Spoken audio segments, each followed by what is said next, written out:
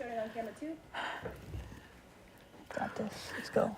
So we're going to do headlines, and then we're going to start on camera 2. Okay.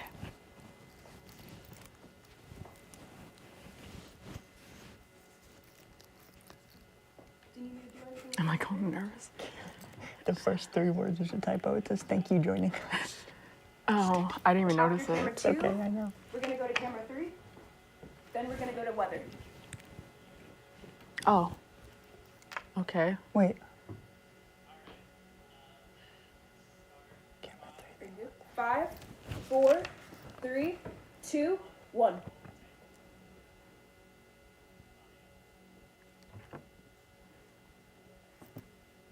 Rallied together in support of Palestine in downtown Las Vegas. The WNBA Finals continue between the Las Vegas Aces and the New York Liberty, with the Aces now potentially down a star player heading into Game 4.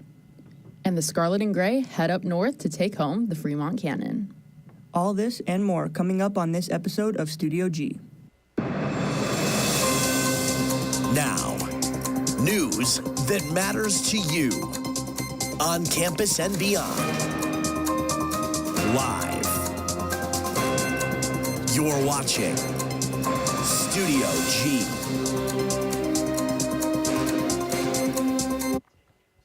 Thank you for joining us on Studio G. My name is Caitlin Bustamante. And I'm Andrew Martinez. Thursday, the UNLV chapter of students supporting Israel hosted a candlelight vigil where students and their families gathered in PETA Plaza to acknowledge for those fallen in Israel. Our reporter Shantae Lewis has the details. Tonight, students gather here at PETA Plaza for a vigil held for those fallen in Israel. We have to find the strength to get through this the way that we always have as Jewish people. The ancient sage Hillel reminds us to not separate ourselves from our community during times like this. Pressures of the conflict across the world being felt right here on campus. In early October, Hamas declared war, firing rockets into Israel, killing hundreds and injuring thousands more. I do know people who are currently in intensive care or who know people who have died, and I think that it's so important that we stand in solidarity and that we acknowledge those who have died in the last 6 days. Gaia Steinberg, student leader of Students Supporting Israel, says the destruction left her scared for not just her family in Israel, but heartbroken for more than the 1,300 who have lost their lives. They're fighting or they're in bomb shelters, and I can't do anything but stand here and talk about it. She isn't standing alone. Many students and their families gathered Thursday in solidarity and prayer for those caught between the war. So I think it's important that we stand and we have voice, because we can't let this stop mattering. Showing us every voice can be stronger together. I am Shantae Lewis reporting for Studio G.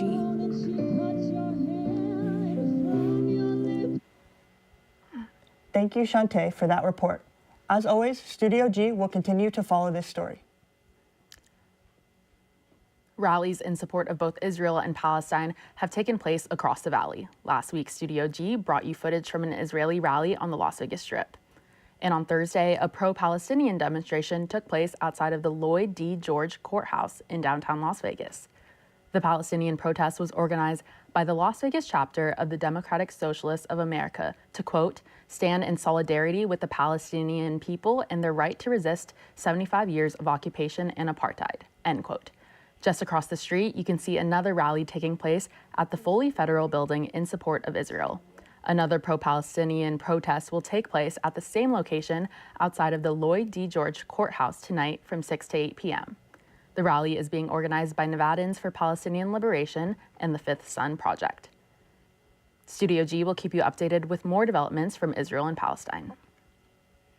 The Las Vegas Aces were not able to complete the series sweep to claim back-to-back WNBA titles on Sunday, falling to the New York Liberty 87-73 in Game 3. In what could have been the closeout game for the Aces, the Liberty were led by center Jonquel Jones, who poured in a massive 27 points, as well as a 20-point performance from forward Breanna Stewart behind their home crowd at the Barclays Center. The Aces were led by a game-high 29 points for Kelsey Plum, who kept the Aces in the game by giving them a constant source of scoring. Aces fans will be most eager to hear about the injury status of guard Chelsea Gray, who suffered a non-contact foot injury late in the fourth quarter of the game.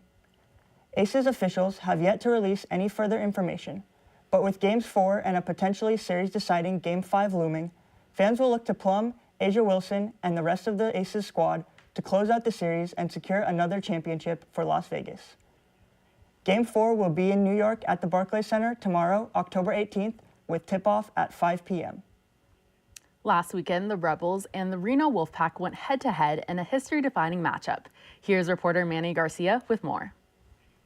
Ladies and gentlemen, the Rebel football team is at the highest it has ever been in 40 years. Down to the core of it has everything to do with our offensive line and their ability to work together, all five on the same page, being able to block at the point of attack, being able to make sure that our checks are right within the pre-snap look on what we get from the quarterback, and then executing the play. There's so many moving parts that go into it. Just this past weekend, the Reds played in what might have just been the most important game of their entire lives against the Reno Wolf Pack. At stake, the Fremont Cannon. Last year, they got to paint the cannon red in a 27-22 win against our rivals right here at home. This year, the Reds were determined to make the score more decisive, and that's just what happened up north. A double-digit win for the Rebels, with the final score being 45-27. This win meant so much to so many Rebel fans, and now they get to celebrate this amazing win together during the most anticipated week for UNLV, homecoming. This Saturday, the Rebels will close out the festivities of the game against the CSU Rams. I'm Manny Garcia for Studio G. Now back to the desk. For that coverage, and congratulations to the Rebels on the well-deserved victory. After the break, we will be taking a look at the Eras Tour movie premiere. In life, things aren't scripted. If you're an athlete, we need people like you and translate those skills to officiating. You can get a lot out of it. It happens in every town, in every game. We never have a perfect game, but the rewards always outweigh the negativities.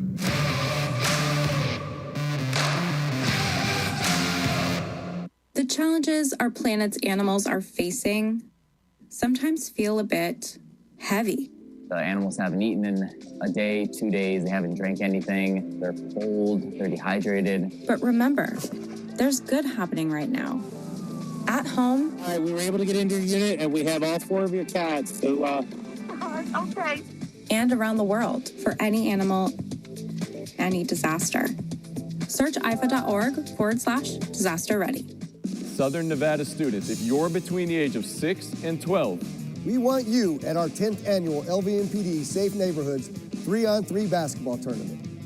This event is coming up on Saturday, October 21st, here at UNLV. It's presented by the LVMPD Foundation, UNLV Early Outreach, and Coaches versus Cancer. Scan the QR code to register. And join us as we break down barriers in our community. Welcome back to Studio G. It was a big weekend for 12-time Grammy Award winner Taylor Swift at the movie theater premiere of her concert film, Taylor Swift: The Eras Tour.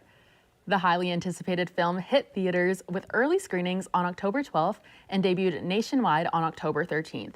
The pop superstar's big reputation brought in $92.8 million in ticket sales over the weekend, according to distributor AMC Theaters. This release marks the highest-grossing concert film of all time and the 5th biggest opening of any theatrical release in 2023. In celebration of the premiere, Swift stepped out in style for a screening at the Grove's AMC Theater in LA.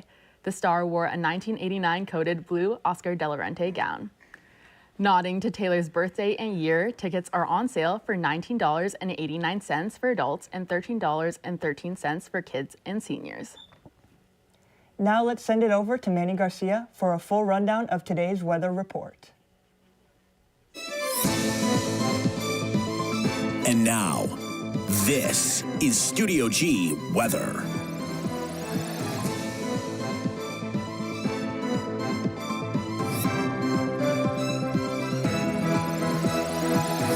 Thanks, guys. This is weatherman Manny Garcia here with your forecast for the day. So let's get started right here. The current temperature right now in On campus right now, it is 85 degrees with a wind speed of 3 miles per hour coming in from the northeast right here.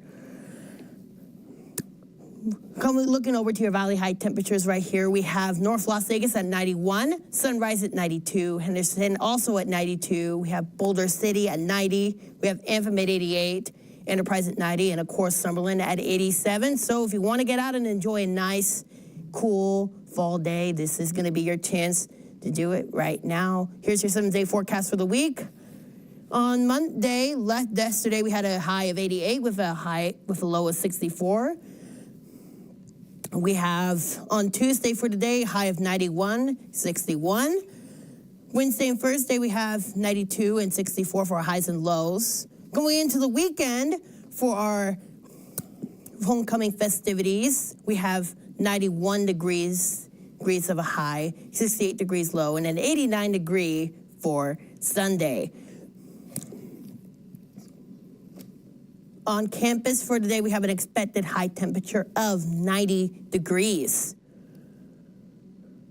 Looking over at your evening planner for today, right now we have right here at 12 p.m. Right now it is 84 degrees. At 6 p.m. it's going to be 86. Going in over at 9 p.m. for all you night owls right there, it's going to be 77 degrees. Going into midnight, 72. So if you want to enjoy a nice night out tonight, this is going to be the night to do it with a cool fall breeze in the air.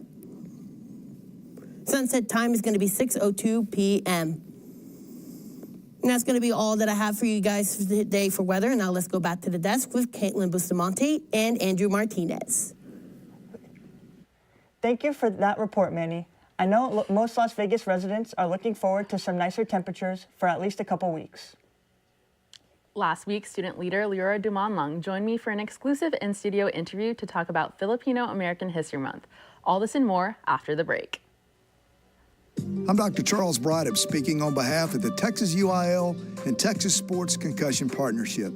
By now, players, coaches, and parents are well aware that concussions are among the top safety issues for student athletes, which is why it's up to you and all of us to watch for any signs of a concussion. Because a concussion is a traumatic brain injury with potentially life-altering effects. Let's work together and keep our head in the game. And when in doubt, sit it out. When a crisis hits, close to home and across the globe, nonprofits are on the front lines, ready to serve. Healing, nurturing, rescuing, protecting, inspiring. The work of philanthropic organizations has never been more important, and it's donors and volunteers like you who make all this possible. Thank you, the Nonprofit Alliance. I can solve difficult problems for a Fortune 500 company. I can run a successful business. I can put my military experience to work for your company. I can manage your home improvements. I can publicize your message. I can teach your children. But I can't put my skills to work for your organization if I'm not given the opportunity. Nearly 50 million Americans have disabilities. Capitalize on their talents with employment practices that benefit everyone. Learn more at whatcanyoudocampaign.org. October is Filipino-American History Month, and joining me today is former president of the Filipinx American Student Association at UNLV, here to talk about Operation Salita, a public education campaign that Leora is going to share more about. So thanks for joining me today, Leora. Thank you for having me. So what is Operation Salita? So Operation Salita is a public education campaign dedicated to installing a Tagalog course on UNLV's campus as a course that students can take for foreign language credit. So currently that's not being offered, and that's something that we really, really want to do to promote language inclusivity within the classroom. And beyond promoting language inclusivity, why is it important to offer Tagalog as a foreign language credit at UNLV specifically? So UNLV's API population has a majority of Filipino students. And the Filipinx American Student Association, which is a student organization on campus, is the largest cultural organization on campus. So we have a large presence here at UNLV, And it's really important for that large presence of Filipinos to be able to speak with their families, their friends, their coworkers, their patients, but also non-AAPI students as well. They should be able to have that opportunity to speak with their Filipino friends who maybe might have migrated from the Philippines to the United States. Absolutely. And Operation Salita, the name is very special. So can you please give us insight into the meaning and the translation behind the name and give us our first Tagalog lesson? Yeah, of course. So Operation Salita in English, the direct English translation is Operation Speak. We chose that name because we want individuals to be able to speak and communicate with their loved ones. And language has been a really, really important aspect of our mission. And just being able to connect with their culture, connect with the community. And what's the history of this campaign? Because I know it's been years in the making to get to where we are today. Yeah, so we started in October of 2021. It was kind of just an idea back then, and we started planning and started meeting with a couple important players in like higher education to be able to get, I guess, more exposure for the campaign, more of what it takes to get a Tagalog course on campus. And now we were able to do many, many different things with the campaign. We were able to launch a survey. We were able to launch a petition, which has garnished the support of many different individuals on and off campus. And we were able to get a Tagalog pilot program as well on campus, which is something that I'm super, super excited about. Yeah, and that is a major accomplishment. Can you go into more detail about how you guys were able to get to the point of launching the pilot program? Yeah, so the hardest part I'd say about getting the Tagalog program started was getting a teacher. And that's something that the faculty has also stressed about trying to find an accredited professor to teach this course. And with a lot of outreach with the community and with speaking with our different connections, we were able to find someone who we thought was really credited for teaching the course, and her name is Tita Jean. She was a CCSD teacher who teaches Filipino teachers that have migrated to the United States to teach. So she teaches them English. So she is able to kind of go on the other side where she's teaching English, but now she's teaching Tagalog. Mm-hmm. And that's a really cool full circle moment. And I know that you're also one of the participants in UNLV's first Tagalog pilot program. So how has that experience been for you? Honestly, it has been wonderful because I grew up speaking, well, I didn't grow up speaking. I grew up learning Tagalog because my parents had spoken it, and I kind of absorbed some of it, but I was never really fluent in the language or not as fluent as I wanted to be. I just watched Filipino soap operas and pretended like I knew what was going on. But now I know how to formally articulate sentences and form them together. A lot of my classmates who are also taking the course, who went from not knowing any Tagalog at all, or knowing just the basic words like kumusta, to being able to say their name, to say good morning, good afternoon, and being able to express their favorite colors and things like that, which is really important. Wow, that's really special and a really cool opportunity to be giving to not only UNLV students, but it's open to the public as well, participating in the pilot program. So how many people are participating and taking advantage of that opportunity? So there's about 30 because we want to keep the class size lower and more intimate, so we're able to have that close connection with our classmates and with our teacher as well. Absolutely. And what are the next steps for Operation Salita? Where are you guys going to go from here? So we are currently in the process of writing a proposal to the World Cultures and Foreign Languages Department to get a course on campus. And with the proposal, it's going to go through a lot of different steps of approval. So we're currently in the waiting stages right now. But our pilot program will be offered from September to December. and there's a long wait list for the program. So if anyone were to drop, we can install additional people from the wait list to also participate in the course. And as a Filipino American student leader, how are you celebrating this month? I'm celebrating this month kind of just how I've always been, which is through advocacy. So I've done a lot of community work regarding Phil-Am History Month, a lot of education, a lot of kind of doing stuff like this, speaking engagements, and meeting with some important people, I'd say, like in the policy and in outreach worlds, and having these really important conversations about language inclusivity, about spreading youth advocacy. So anything that has to do with that and our AAPI identity and why that's so important is something that I'm actively engaging in, not just this month, but every month. And what's your favorite part about being Filipino American? Oh, there's so many. there's a lot. I just love the community that I'm in. I love that I'm able to connect with so many different people and that they're always willing to help out. And it's kind of like my second family, even though my family is like, they're all full Filipino. But the community is my second family for sure. Kita Liura for joining us in studio. Head to operationsalita.org for more information on the campaign. After the break, we take a look at the Age of Chivalry Renaissance Festival. Dear housemates, due to the environmental impact of food waste, I'm eating all your leftovers. You're welcome.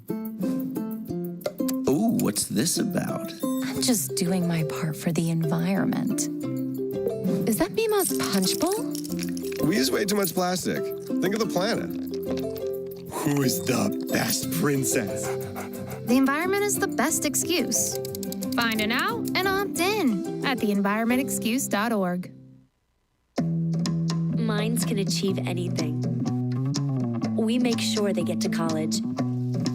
Federal student aid provides more than $150 billion in grants, loans, and work-study funds to make college possible for anyone with the mind to get there. Because if given the chance, minds will do great things. Federal Student Aid, proud sponsor of the American Mind. Learn more about money for college at studentaid.gov. The challenges our planet's animals are facing sometimes feel a bit heavy. The animals haven't eaten in a day, 2 days. They haven't drank anything. They're cold, they're dehydrated. But remember, there's good happening right now. At home. All right, we were able to get into your unit, and we have all 4 of your cats. So, Okay. And around the world for any animal, any disaster. Search ifa.org/disaster ready. Welcome back to Studio G. Have you ever wanted to be a pirate or a princess for a day? Well, at the annual Age of Chivalry Renaissance Festival, right here in Las Vegas, you can be. Reporter Ashley Liebig has more. My name is Ashley Liebig, and we are out here enjoying the festivities of the Renaissance Fair. It comes every year, the second weekend of October, so why don't we show you around, show you what's happening so you can plan accordingly for next year. The Renaissance Fair was this last weekend, Friday, October 13th through Sunday, October 15th. The fair has all different attractions, food vendors, craft vendors, and performances all day long. Things to bring are your tickets, valid ID, blankets, sunscreen, a still camera, 1 bottle of sealed water, and your best Renaissance outfit. The Renaissance Fair was full of all different kinds of craft vendors, from bubble wands to jewelry to swords to even handmade pipes. The food and beverages were classic medieval grub to satisfy those hungry travelers. From turkey legs, bricks of fries, and all the meat you can dream of. There was something there for everyone. Thou did eat most well. Traveling from land to land was a whimsical experience. We met up with some pirates, fairies, gypsies, knights, and even hobbits. Not into that. You never know. If they're scared of birds. Come dance with me. Ask them more. Right there. Okay. She's a peregrine falcon. We got to interview with the hobbits of Thorn Grove, who are a fantasy performing troupe, who bring to life aspects of the 18th century homesteading. That I feel like is that, it's not just about, entertaining the people, which actually was for a long time a secondary thing, but it was just the camaraderie that you see with the people that are here. Any guild in this place would kill for the other one. The friendship and closeness that we make, it also can extend out to people who, are walking around in the fair.